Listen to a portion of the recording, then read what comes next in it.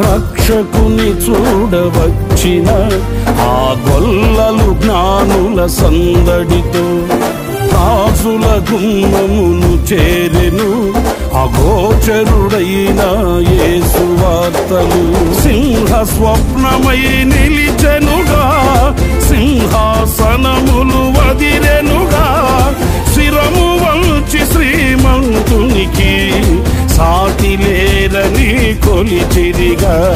శిరము వంచి శ్రీమంతునికి సాటి లేరని కొలిచిరిగా. స్తుతియు మహిమ ప్రభావము ఎల్లవేళల ప్రభుకే చెందును. స్తుతియు మహిమ ప్రభావము ఎల్లవేళల ప్రభుకే చెందును. రక్షకుని జన్మస్థలమా యూదయ బెత్లెహేము,